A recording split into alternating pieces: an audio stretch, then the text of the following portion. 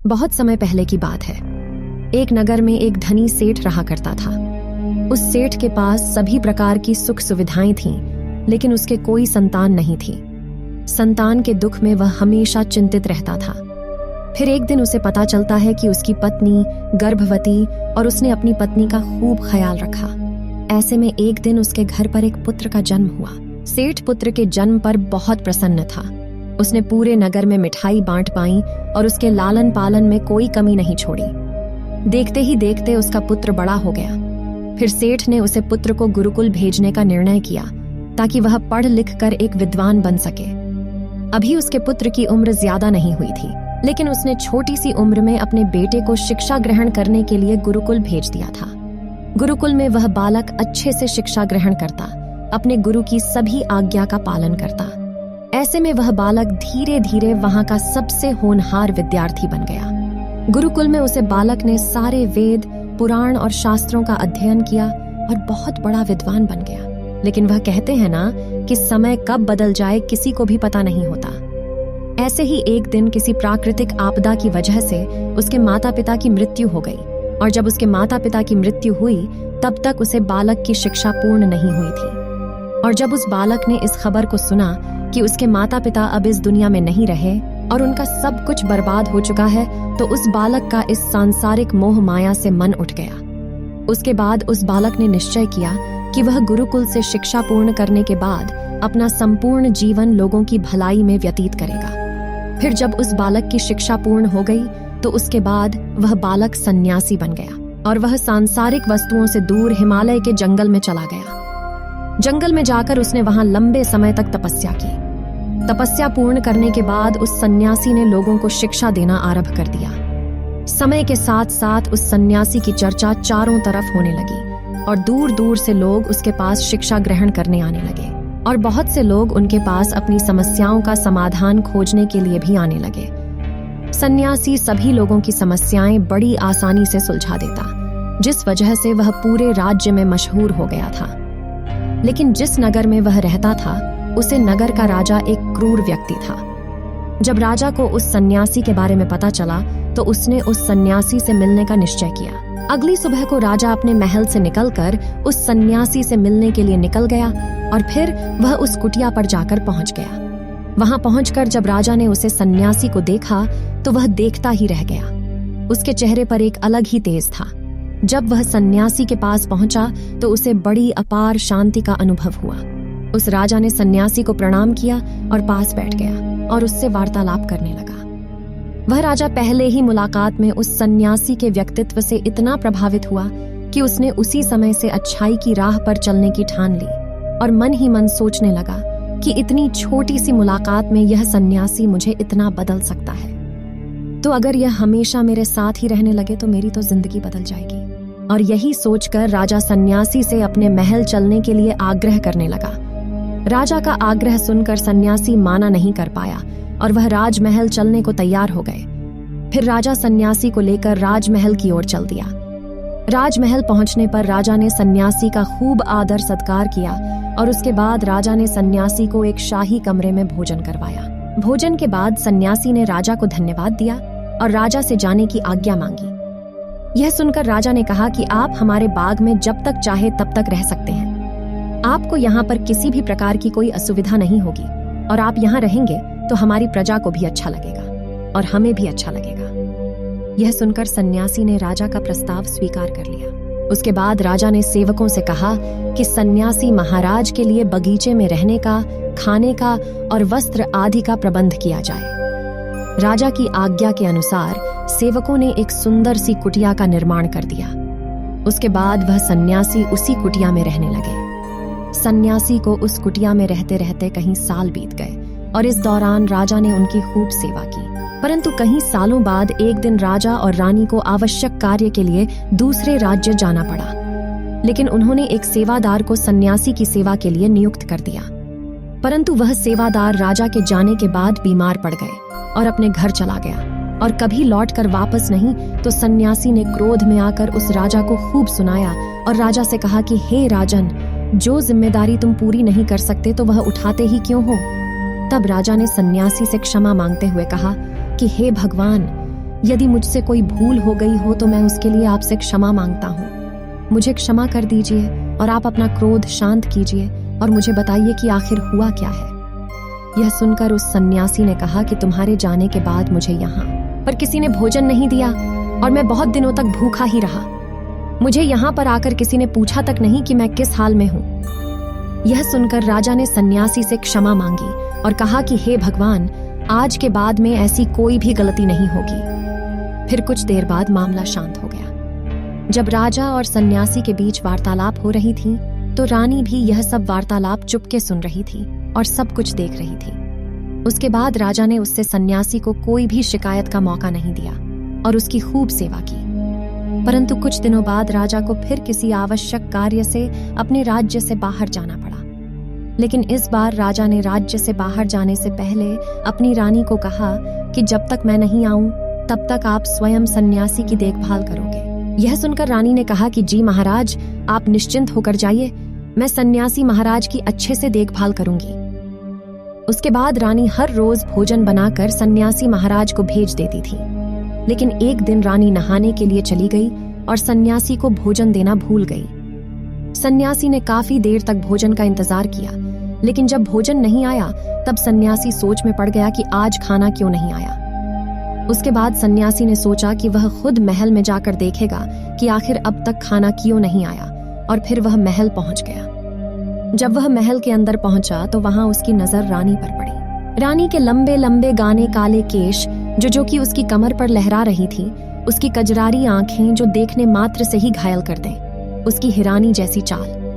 रानी के इतने सुंदर रूप को देखकर सन्यासी चकित हो गया और रानी की सुंदरता सन्यासी के मन में घर कर गई और वह वहां से बिना कुछ कहे ही अपनी कुटिया में लौट आया। सन्यासी रानी के रूप की सुंदरता को भुला न सका और वह खाना पीना छोड़कर अपनी कुटिया में पड़ा रहा। उसने कई दिनों तक कुछ भी नहीं खाया, जिस वजह से वह बहुत कमजोर हो गया। फिर कुछ समय बाद राजा वापस लौटे और जब उसे सन्यासी की हालत का पता चला तो वह सीधे सन्यासी के पास पहुंच गए और बोले कि हे भगवान, क्या बात है, आपको क्या हो गया और आप इतने कमजोर कैसे हो गए और आप किस गहरी सोच में डूबे हो कि मुझसे कोई भूल हो गई है।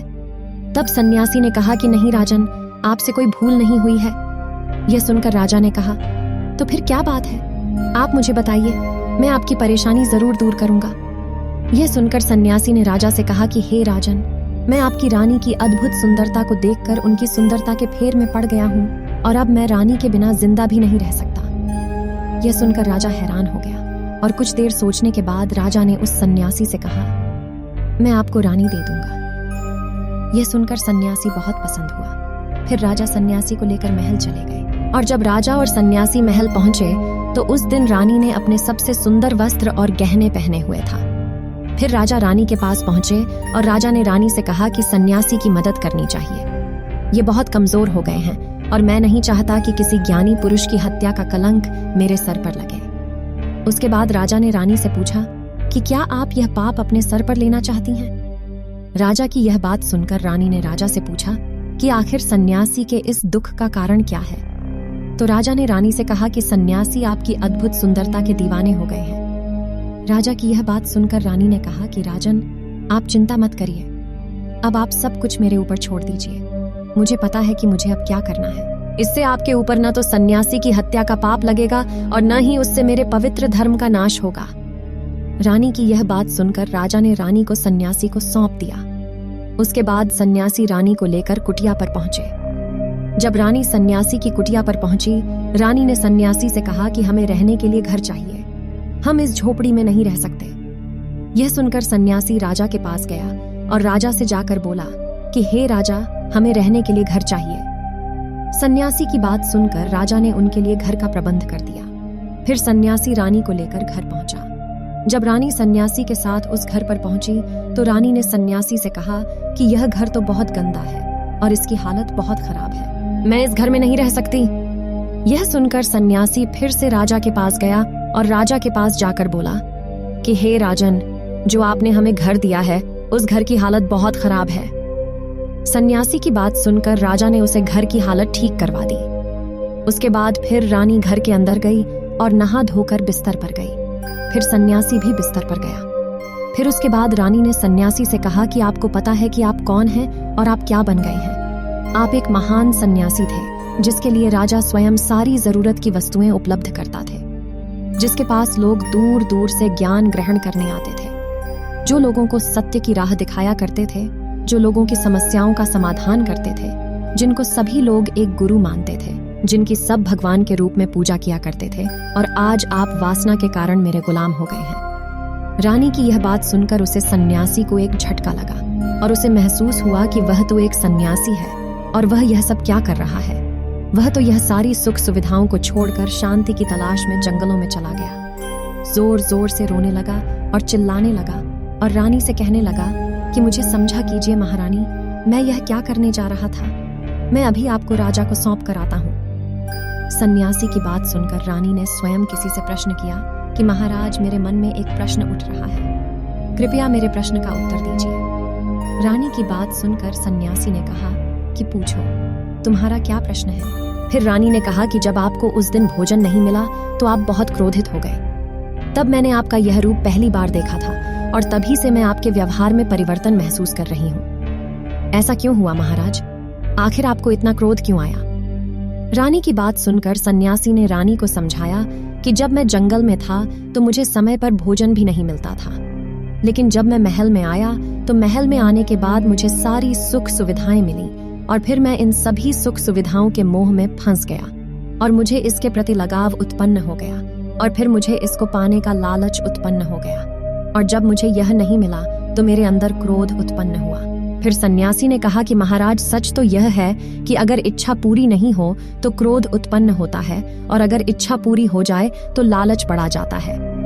फिर सन्यासी ने रानी से कहा, यह इच्छा की पूर्ति ही मुझे वासना के द्वार तक लेकर आई है और मैं आपके प्रति आकर्षित हो गया। इसके बाद वह सन्यासी रानी को लेकर राजा के पास गया और बोला कि राजन, मुझे क्षमा कर दीजिए, मुझे अपनी गलती का एहसास हो गया है। यह लो आपकी रानी, मुझे यह सब नहीं चाहिए। मैं अपनी इच्छा के बासी होकर या गलत कार्य करने जा रहा था और अपने जीवन को बर्बाद कर रहा था, लेकिन अब मुझे सब कुछ समझ गया है। उसके बाद उसे सन्यासी ने कहा कि हे राजन, मनुष्य की बर्बादी का कारण उसकी 4 आदतें बनती हैं और दुनिया की हर एक व्यक्ति के अंदर यह 4 अवगुण होते हैं, लेकिन जो व्यक्ति इन पर नियंत्रण कर लेता है वह दुख और परेशानियों से बच जाता है। वहीं जो व्यक्ति इन 4 दोषों पर नियंत्रण नहीं कर पाता है वह बर्बाद होने के कगार पर पहुंच जाता है। यह सुनकर राजा ने कहा कि महाराज, आप मुझे वह 4 आदतें बताइए जिससे कि मनुष्य की बर्बादी हो जाती है। फिर सन्यासी ने राजा को मनुष्य को बर्बाद करने वाली आदतों के बारे में बताया कि हे राजन, मनुष्य को बर्बाद करने वाली पहली आदत है इच्छा, क्योंकि इच्छा ही दुनिया की हर एक व्यक्ति के अंदर सबसे पहला अवगुण होता है और जो व्यक्ति अपनी इच्छाओं को नियंत्रण में नहीं रख पाता है वह जीवन के किसी भी क्षेत्र में सफल नहीं हो पाता है, क्योंकि जैसे ही उसकी एक इच्छा पूरी होती है वह दूसरे की ओर बढ़ाने लगता है और दूसरी पूरी होती है तो तीसरी इच्छा उसके मन में जागृत हो जाती है और फिर ऐसा करते करते इच्छाओं पर नियंत्रण न होने के कारण इसी जाल में उलझा रहता है और दुखी सकता है। इसीलिए राजन, जब हम इच्छाओं पर नियंत्रण कर लेते हैं तो हम हमारे मन पर भी नियंत्रण कर लेते हैं और जब हमारा मन हमारे बस में होता है तो हमें सुख ही सुख की प्राप्ति होती है। फिर जो हम चाहते हैं वही हमारे साथ होता है। फिर सन्यासी कहता है कि हे राजन, मनुष्य को बर्बाद करने वाली दूसरी आदत है वासना। वासना का जन्म हमारे मन में उठने वाली इच्छाओं से होता है। जिस प्रकार इच्छा का कोई अंत नहीं होता और मनुष्य वासना के जाल में फंसता ही चला जाता है। वासना के वशीभूत होकर मनुष्यों को कुछ भी नजर नहीं आता है। आज तक जितनी भी लड़ाइयां हुई हैं उनका सबसे बड़ा कारण स्त्री को पाने की इच्छा ही रही है। स्त्री के प्रेम में बासी होकर राजा महाराजाओं ने आज से पहले बहुत सारे युद्ध किए हैं। रावण ने संसार का सबसे बुद्धिमान व्यक्ति था, लेकिन उसने भी माता सीता की सुंदरता के फेर में आकर अपना सब कुछ बर्बाद कर लिया। उसकी मृत्यु का कारण एक स्त्री ही बनी थी। कहीं राजा महाराजा तो युद्ध में इसलिए हार गए क्योंकि वह लोग स्त्रियों से रासलीला रचने में ही रह गए। ईश्वर ने तो स्त्री की उत्पत्ति इस संसार को बढ़ाने के लिए की है, लेकिन आजकल लोगों ने इसे अपनी वासना का शिकार बना लिया है, अपने मनोरंजन का साधन समझने लगे हैं और जब उन्हें अपना यह मनोरंजन नहीं मिलता तो वह पागल हो जाते हैं और न जाने क्या क्या कर बैठते हैं। इसीलिए ही राजन जितना हो सके उतना वासना से दूर रहना चाहिए। फिर सन्यासी कहता है कि हे राजन, मनुष्यों को बात करने वाली तीसरी आदत है क्रोध। क्योंकि जब मनुष्य की वासना की पूर्ति नहीं होती है तो उसके अंदर क्रोध उत्पन्न हो जाता है, और जब व्यक्ति को क्रोध आता है तो उसे पर उसका नियंत्रण नहीं होता है, और फिर वह क्रोध में आकर कहीं गलत निर्णय ले लेता है। वह दूसरों को भला बुरा कर देता है, गलियां निकाल देता है, और जब उनका क्रोध शांत होता है तो उन्हें अपनी गलती का एहसास हो जाता है, लेकिन तब तक तो सब कुछ बर्बाद हो चुका होता है। क्रोध के कारण मनुष्य के कहीं बने बनाए काम भी बिगड़ जाते हैं। जब मनुष्य के भीतर क्रोध उत्पन्न होता है तो वह अंदर से बहुत कमजोर हो जाता है, और एक कमजोर मनुष्य कुछ भी नहीं कर सकता है, उसे कभी भी सफलता हासिल नहीं हो सकती। क्रोध हमारे भीतर तनाव को उत्पन्न करता है, और अगर एक बार हम तनाव में चले गए तो हमारा पूरा जीवन बर्बाद हो जाता है। फिर सन्यासी कहता है कि ही राजा, मनुष्य को बर्बाद करने वाली ज्योतिष आदत है लालच। लालची राजन, लालच का फल सदैव बुरा होता है। लालच में पड़कर हम बहुत से लोगों का बुरा कर देते हैं। हर मनुष्य के जीवन में कभी ना कभी ऐसे अवश्य आते हैं जब वह लालच कर बैठता है, और अधिक पाने की लालसा में वह कुछ ऐसा कर बैठता है जिससे जो उसके पास था वह उसे भी गवा देता है। क्योंकि जैसे ही व्यक्ति की एक इच्छा पूरी होती है उसका लालच बढ़ जाता है और उसके मन में और कहीं जन्म लेने लगती है। जो व्यक्ति लालच करता है वह कामयाबी से कोसों दूर रहता है, क्योंकि एक ना एक दिन लालच का दुश्मन सामने आता ही है। अगर हम समय रहते ही लालच को त्याग दें और उसके फेर में न पड़े तो हम एक सफल व्यक्ति अवश्य बन सकते हैं। फिर अंत में सन्यासी राजा से कहता है कि हे राजन, अगर मनुष्य चारों आदतों को छोड़ देता है तो उसे जीवन में सफल होने से कोई नहीं रोक सकता। जो इन आदतों को नहीं छोड़ता है उसे जीवन में बर्बाद होने से कोई रोक सकता है। मैं एक सन्यासी होकर इसकी फिर मैं पद गया था, तो सामान्य मनुष्य तो इससे बच नहीं सकता। इसीलिए हे राजन, मनुष्यों को इन आदतों से हमेशा बचाना चाहिए। दोस्तों, इस वीडियो में बस इतना ही। मिलते हैं अगली वीडियो में। धन्यवाद।